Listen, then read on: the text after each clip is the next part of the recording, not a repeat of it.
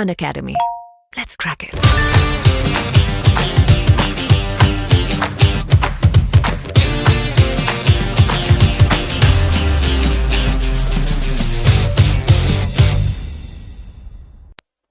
Hello friends, welcome to our YouTube channel study कर। तो आज के इस वीडियो लेक्चर में हम उपसर्ग और प्रत्यय से संबंधित जो 40 महत्वपूर्ण प्रश्न हैं उनको डिस्कस करेंगे।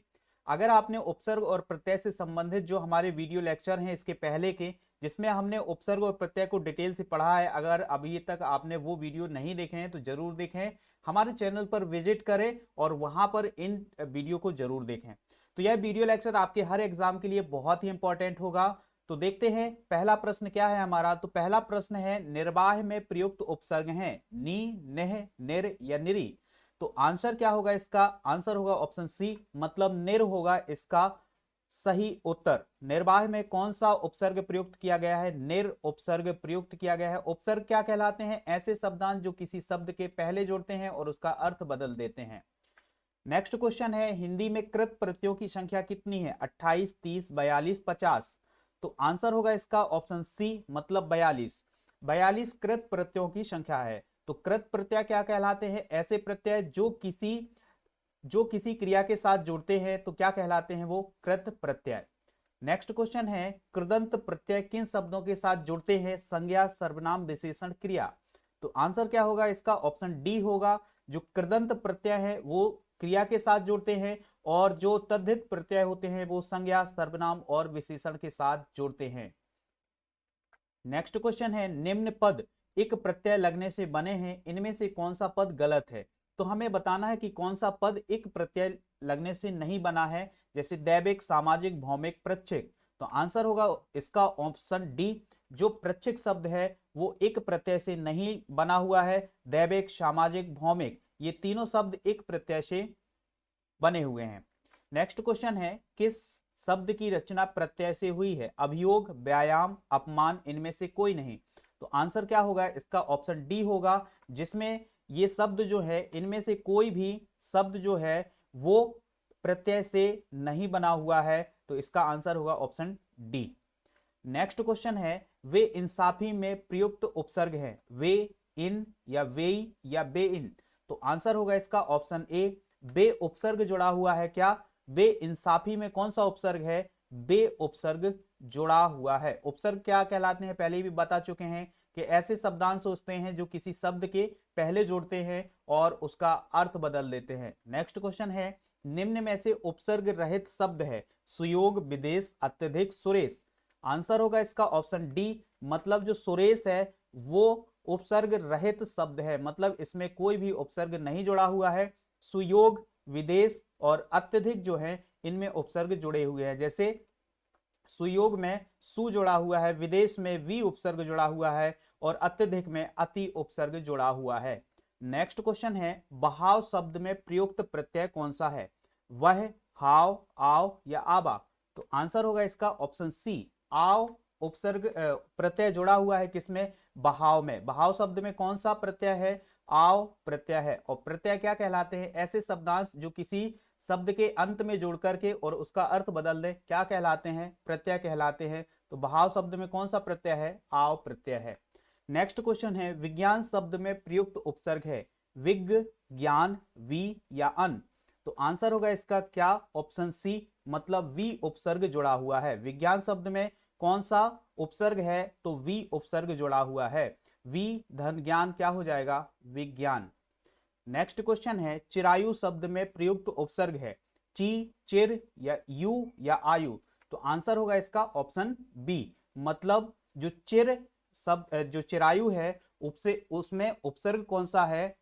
चिर उपसर्ग है। अब आपके लिए एक बहुत अच्छी खुशखबरी है कि जो हमारा चैनल है वो अनअकैडमी के साथ पार्टनर हो चुका है। वहां पर आप अनअकैडमी पर फ्री लाइव टेस्ट क्लास ले सकते हैं और फ्री लाइव टेस्ट भी दे सकते हैं। तो इसके लिए आपको करना क्या होगा कि प्ले स्टोर से अनअकैडमी का जो लर्निंग ऐप है उसको इंस्टॉल करना होगा। वहां पर आपको ईमेल, फोन नंबर डालना होगा और आपको वो एग्जाम डालना होगा जिसके लिए आप तैयारी कर रहे हैं। यहाँ पर आपको फ्री लाइव क्लास मिलेंगी, डेमो क्लासेस होंगी, फ्री लाइव टेस्ट भी होंगे और यहां पर आपके डाउट भी क्लियर करवाए जाएंगे डेमो क्लास में।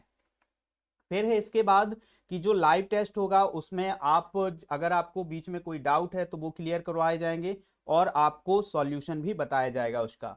ठीक है, इसके अलावा लर्निंग ऐप जो अनअकैडमी है उसमें पढ़ने का क्या फायदा होगा, वहां पर कंप्लीट सिलेबस कवर करवाया जाएगा और इसके अलावा प्रैक्टिस सेट होंगे, पीडीएफ नोट मिलेंगी आपको और जो आपके जो डाउट होंगे वो टॉप एजुकेटर के द्वारा उसको आपके सॉल्व करवाए जाएंगे। तो जो हमारे मध्य प्रदेश के कुछ विशेष एग्जाम है जैसे एमपीएसआई, एमपी पुलिस, एमपीपीएससी, इन सब के जो बैच हैं वो स्टार्ट हो रहे हैं। तो जैसे 2 अक्टूबर से स्टार्ट हो रहा है एमपीएसआई के लिए, तो ये बहुत इंपॉर्टेंट जानकारी है आपके लिए। यहाँ से आप बहुत अच्छी तैयारी कर सकते हैं इन सब की।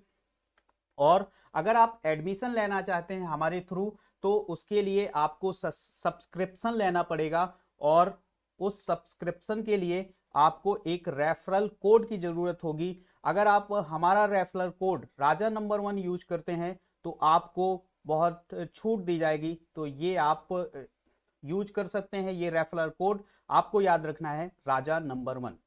अब हम नेक्स्ट क्वेश्चन लिखते हैं। धुंधला शब्द में प्रयुक्त प्रत्यय है धू, धुंध, ला या इनमें से कोई नहीं। तो आंसर होगा इसका क्या, ऑप्शन सी, मतलब ला प्रत्यय जुड़ा हुआ है धुंधला शब्द में। नेक्स्ट क्वेश्चन है दोष हर्ता में प्रत्यय का चयन करें। तो आंसर क्या होगा, ऑप्शन है हर्ता, हर, हत या हारी। तो आंसर होगा इसका ऑप्शन ए, मतलब हर्ता जो प्रत्यय है वो जुड़ा हुआ है दोष हर्ता में। नेक्स्ट क्वेश्चन है किस शब्द में उपसर्ग नहीं है, अपवाद, पराजय, प्रभाव, ओढ़ना। तो आंसर होगा इसका ऑप्शन डी, जो ओढ़ना शब्द है इसमें कोई भी उपसर्ग नहीं जुड़ा हुआ है। नेक्स्ट क्वेश्चन है संस्कार शब्द में किस उपसर्ग का प्रयोग हुआ है, सम, सन, सम्स या संस। तो आंसर होगा इसका ऑप्शन ए, मतलब संस्कार शब्द में कौन सा उपसर्ग जुड़ा हुआ है, तो सम उपसर्ग जुड़ा हुआ है। बहुत ही इंपॉर्टेंट क्वेश्चन है, आपके एग्जाम में कई बार पूछा गया है ये क्वेश्चन कि संस्कार शब्द में किस उपसर्ग का प्रयोग हुआ है, तो सम उपसर्ग का प्रयोग हुआ है। नेक्स्ट क्वेश्चन है पुरोहित में उपसर्ग है पुरस, पुरह, पुरा या पुर। तो आंसर क्या होगा इसका, ऑप्शन बी होगा, मतलब पुरह उपसर्ग जुड़ा हुआ है पुरोहित में। तो पुरोहित में कौन सा उपसर्ग होगा, पुरह उपसर्ग होगा। नेक्स्ट क्वेश्चन है अवनत शब्द में प्रयुक्त उपसर्ग है नत, आ, आओ या अवन। तो आंसर होगा इसका ऑप्शन सी, मतलब अव उपसर्ग जुड़ा हुआ है अवनत में। नेक्स्ट क्वेश्चन है सावधानी शब्द में प्रयुक्त प्रत्यय है। तो प्रत्यय बताना है, और प्रत्यय कहां जुड़ते हैं, किसी भी शब्द के अंत में जुड़ते हैं। तो सावधानी में कौन सा प्रत्यय है, ई, धानी या आनी। तो आंसर क्या होगा इसका, ऑप्शन ए होगा, मतलब ई प्रत्यय जुड़ा हुआ है। नेक्स्ट क्वेश्चन है कनिष्ठ शब्द में प्रयुक्त प्रत्यय है इष्ट, इष्ट, इष्ट, इष्ट, इष्ट, इष्ट। तो हमें बताना है कि कनिष्ठ में कौन सा शब्द है जो प्रत्यय के रूप में जुड़ा हुआ है। तो वह है इष्ट, मतलब ऑप्शन ए जो होगा ये इष्ट जो है ये जुड़ा हुआ है कनिष्ठ शब्द में प्रत्यय के रूप में। नेक्स्ट क्वेश्चन है जो धातु या शब्द के अंत में जोड़ा जाता है उसे कहते हैं, मतलब ऐसे शब्दांश जो किसी धातु या किसी शब्द के अंत में जोड़े जाते हैं क्या कहलाते हैं, समास, अव्यय, उपसर्ग या प्रत्यय। तो आंसर होगा इसका ऑप्शन डी, मतलब प्रत्यय कहलाते हैं। ऐसे शब्द जो किसी शब्द या धातु के अंत में जोड़ते हैं उसे क्या कहते हैं, हम प्रत्यय कहते हैं। नेक्स्ट क्वेश्चन है प्रख्यात में प्रयुक्त उपसर्ग है प्रा, ता, प्रख या आत। तो आंसर क्या होगा इसका, ऑप्शन ए होगा, मतलब जो प्रख्यात में कौन सा उपसर्ग जुड़ा हुआ है, प्रा उपसर्ग जुड़ा हुआ है। तो ऑप्शन ए होगा इसका राइट आंसर। नेक्स्ट क्वेश्चन है उपसर्ग का प्रयोग होता है शब्द के आदि में, शब्द के मध्य में, शब्द के अंत में, इनमें से कोई नहीं। तो आंसर क्या होगा इसका, ऑप्शन ए होगा, मतलब शब्द के आदि में। आदि मतलब होता है पहले और अंत माने होता है लास्ट में। नेक्स्ट क्वेश्चन है बहुतायत में प्रत्यय बताइए, मतलब बहुतायत जो शब्द है उसमें प्रत्यय बताना है यत, ता, आयत या अत। तो आंसर क्या होगा इसका, ऑप्शन सी होगा, मतलब जो आयत प्रत्यय जुड़ा हुआ है बहुतायत में।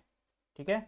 नेक्स्ट क्वेश्चन है किस शब्द में एक प्रत्यय नहीं है। तो हमें ये बताना है कि कौन से शब्द में एक प्रत्यय नहीं जुड़ा हुआ है, धार्मिक, बौद्धिक, तार्किक या कार्तिक या तार्किक। तो आंसर होगा इसका ऑप्शन सी, मतलब जो कार्तिक शब्द है इसमें कोई भी प्रत्यय नहीं जुड़ा हुआ है, बल्कि धार्मिक, बौद्धिक और तार्किक इन सब में एक प्रत्यय जुड़ा हुआ है। नेक्स्ट क्वेश्चन है, वे प्रत्यय जो क्रिया के अतिरिक्त संज्ञा, सर्वनाम, विशेषण में जुड़े होते हैं क्या कहलाते हैं? तद्धित प्रत्यय, कृदंत प्रत्यय, आ और वा दोनों, इनमें से कोई नहीं। तो आंसर क्या होगा? ऑप्शन ए होगा, मतलब संज्ञा और सर्वनाम विशेषण के साथ जुड़े होने वाले जो शब्दांश होते हैं वे क्या कहलाते हैं? वे क्या कहलाते हैं? ऑप्शन ए, मतलब तद्धित प्रत्यय कहलाते हैं। नेक्स्ट क्वेश्चन है, गमन शब्द जो विपरीतार्थक बनाने के लिए आप किस उपसर्ग का प्रयोग करेंगे? मतलब गमन का हमें विपरीत शब्द बनाना है तो उसके लिए हम किस उपसर्ग का प्रयोग करेंगे? उप, आ, प्रति या अनु? तो आंसर क्या होगा इसका? ऑप्शन बी होगा, मतलब आ उपसर्ग का प्रयोग करेंगे तो क्या हो जाएगा? आगमन। ठीक है, गमन माने जाना होता है, तो देखो गमन माने हो जाएगा जाना और आगमन माने क्या होता है? आना। ठीक है, तो गमन का उल्टा आगमन हो जाएगा। तो गमन का हमें विपरीत शब्द बनाना है तो क्या बनाएंगे, क्या जोड़ेंगे हम उसमें? उपसर्ग आ जोड़ेंगे। नेक्स्ट क्वेश्चन है, लेखक शब्द के अंत में कौन सा प्रत्यय लगा हुआ है? का, इक, आख या अक? तो क्या होगा इसका आंसर? ऑप्शन डी होगा, मतलब अक प्रत्यय जुड़ा हुआ है। किस शब्द में? लेखक शब्द में कौन सा प्रत्यय जुड़ा हुआ है? अक प्रत्यय जुड़ा हुआ है। अगर अभी तक आपने वीडियो को लाइक नहीं किया तो लाइक कर दें, चैनल को सब्सक्राइब जरूर करें। नेक्स्ट क्वेश्चन है, अनुज शब्द को स्त्रीवाचक बनाने के लिए किस प्रत्यय का प्रयोग करेंगे? इक, ई, आ या ई? तो हमें बताना है कि अनुज के लिए किस, मतलब अनुज का हमें स्त्रीवाचक बनाना है तो कौन सा प्रत्यय यूज करेंगे? तो हम क्या करेंगे? आ प्रत्यय यूज करेंगे। तो क्या हो जाएगा? अनुज का क्या हो जाएगा? अनुजा। नेक्स्ट क्वेश्चन है, निर्वासित में प्रत्यय है, तो निर्वासित शब्द में कौन सा प्रत्यय है? इक, नी, सित या इत? तो आंसर क्या होगा? ऑप्शन डी होगा, मतलब इत प्रत्यय जुड़ा हुआ है निर्वासित शब्द में। नेक्स्ट क्वेश्चन है, सुत शब्द को स्त्रीवाचक बनाने के लिए आप किस प्रत्यय का प्रयोग करेंगे? ई, आ, ई या इक? तो आंसर क्या होगा हमारा? ऑप्शन बी होगा, मतलब आ प्रत्यय का यूज करेंगे हम सुत का स्त्रीवाचक बनाने के लिए। तो सुत का स्त्रीवाचक क्या हो जाएगा? सुता। ठीक है, सुत का स्त्रीवाचक क्या हो जाएगा? सुता हो जाएगा।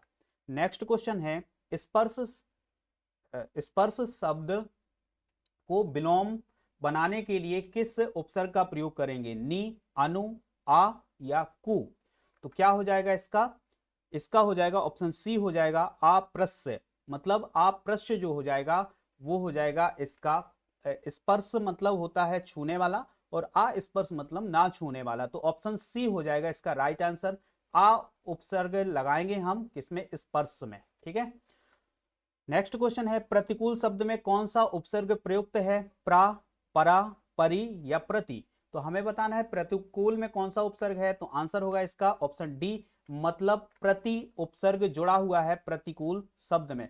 कुछ ऐसे होते हैं शब्द जिनमें हमें स्पष्ट दिखाई देता है कि कौन सा उपसर्ग जुड़ा हुआ है। ठीक है, उपसर्ग जो है वो पहले जोड़ते हैं, किसी भी शब्द के पहले जुड़ते हैं, और जो प्रत्यय होते हैं वो किसी भी शब्द के अंत में जुड़ते हैं। ये भी आप नोट करें। नेक्स्ट क्वेश्चन है, कौन सा उपसर्ग आचार शब्द में पूर्व लगने पर उसका अर्थ जुल्म हो जाता है? दुर, अति, निर या अन? तो क्या होगा इसका आंसर? ऑप्शन बी होगा, मतलब आचार शब्द में अगर हम अति शब्द जोड़ दें, अति उपसर्ग जोड़ दें, ठीक है, तो क्या हो जाएगा? वो अत्याचार। ठीक है, जिसका अर्थ क्या होता है? जुल्म होता है। ये बहुत ही इंपॉर्टेंट क्वेश्चन है, इसको नोट कर लें आप।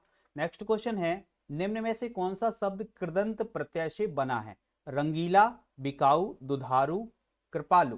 तो आंसर हो जाएगा इसका ऑप्शन बी, मतलब जो बिकाऊ है वो किससे बना है? कृदंत प्रत्यय से बना हुआ शब्द है। तो ऑप्शन बी होगा हमारा राइट आंसर। नेक्स्ट क्वेश्चन है, किस शब्द में आवा प्रत्यय नहीं है? दिखावा, चढ़ावा, लावा या भुलावा? तो आंसर होगा इसका ऑप्शन सी, जो लावा शब्द है इसमें आवा प्रत्यय नहीं जुड़ा हुआ है, बल्कि एक जो लावा है वो एक मूल शब्द है। नेक्स्ट क्वेश्चन है, इनमें से कौन सा शब्द समूहवाचक प्रत्यय नहीं है? लोग, गण, वर्ग या प्रेस? तो आंसर क्या होगा? ऑप्शन डी होगा। मतलब जो समूहवाचक प्रत्यय होते हैं उनमें किसी समूह का पता चलता है, जैसे लोग, गण, वर्ग जो है इनसे किसी समूह का पता चलता है, लेकिन प्रेस से किसी समूह का पता नहीं चलता है, तो ऑप्शन डी होगा इसका राइट आंसर। नेक्स्ट क्वेश्चन है, व्यवस्था से पूर्व कौन सा उपसर्ग लगाएं कि उसका अर्थ विपरीत हो जाए? मतलब व्यवस्था से पूर्व हम कौन सा उपसर्ग यूज करें कि उसका अर्थ क्या हो जाए? विपरीत हो जाए उसके। आ, अप, परी। तो आंसर क्या होगा? ऑप्शन ए होगा। आ उपसर्ग लगा दें अगर हम तो क्या हो जाएगा? अव्यवस्था। ठीक है, तो व्यवस्था का मतलब सही रूप से और अव्यवस्था मतलब गलत, मतलब जो है मतलब बिखरे हुए रूप से। ठीक है, तो इसका व्यवस्था का उल्टा क्या हो जाएगा? अव्यवस्था हो जाएगा। नेक्स्ट क्वेश्चन है, निम्न में से किस शब्द में प्रत्यय का प्रयोग हुआ है? विकल, अलक, पुलक, धनिक। तो आंसर क्या होगा? ऑप्शन डी हो जाएगा, वो हो जाएगा धनिक शब्द में उपसर्ग जुड़ा हुआ है, सॉरी प्रत्यय जुड़ा हुआ है, लेकिन विकल, अलक और पुलक इन तीनों शब्दों में कोई भी प्रत्यय यूज नहीं किया गया है, तो ऑप्शन डी होगा इसका राइट आंसर। नेक्स्ट क्वेश्चन है, निम्न में से किस शब्द में प्रत्यय लगा हुआ है? सागर, नगर, अगर मगर, जादूगर। तो किस शब्द में प्रत्यय लगा हुआ है? तो आंसर होगा ऑप्शन डी, जादूगर शब्द में प्रत्यय लगा हुआ है। बाकी इन शब्दों में कोई भी प्रत्यय यूज नहीं हुआ है, जैसे सागर, नगर, अगर मगर में कोई भी प्रत्यय नहीं है। नेक्स्ट है, किस शब्द में उपसर्ग का प्रयोग हुआ है? उपकार, लाभदायक, पढ़ाई, अपनापन। तो क्या होगा? ऑप्शन ए होगा इसका सही आंसर। उपकार शब्द में उपसर्ग का प्रयोग हुआ है, बाकी में नहीं हुआ है। नेक्स्ट क्वेश्चन है और अंतिम क्वेश्चन होगा ये आपके वीडियो का, तो अगर आपने अभी तक लाइक नहीं किया है वीडियो को तो लाइक जरूर करें। अनुवाद में प्रयुक्त तो उपसर्ग है आ, अन, अव या अनु। तो अनुवाद में कौन सा उपसर्ग प्रयोग किया गया है? तो आंसर होगा इसका ऑप्शन डी, मतलब अनु उपसर्ग प्रयोग किया गया है अनुवाद शब्द में। तो अगर